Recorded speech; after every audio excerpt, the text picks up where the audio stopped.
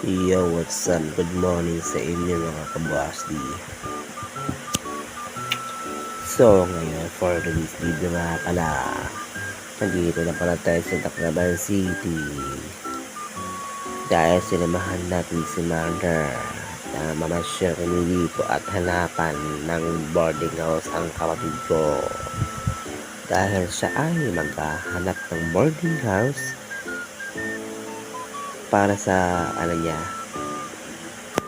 Hindi, kasama niya ang kanyang kaibigan na si, alam mo na, ayun, nasa gilid ko na.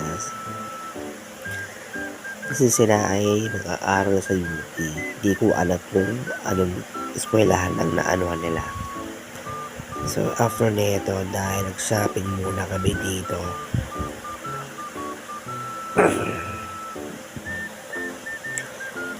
malakit na ngalangal ako kakasalita dito, ha ha ha ha ha ha, wag talaga mo ay.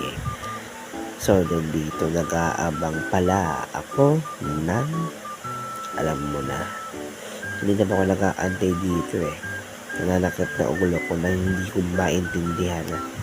So, kaya pala ako dito ng vlog dahil para ma-experience natin kung gaano tayo kalayo at ng lakwatsa.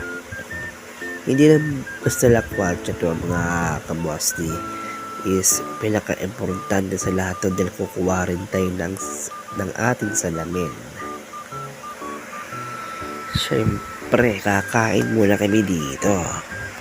After na itong video na to, lumayas muna ako dito. After ko lumayas, alam mo na ang mangyayari sa susunod na video. Hi.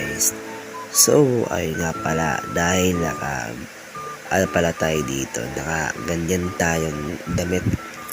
Siyempre, professional rider tayo dito, alam mo na mga pare. Ang lala. Ganda lang laro na yun Interesting. Ayun nasa taas pala tayo, second floor. So, may kailangan kunin ba to or ewan ko or sumama lang ako. Hay nako, aray, sakit nun, tumama pa ako. So, tamang video lang at tamang lang dito, capture ng, alam mo na, para may memories tayo nakuha dito sa Tacloban City. At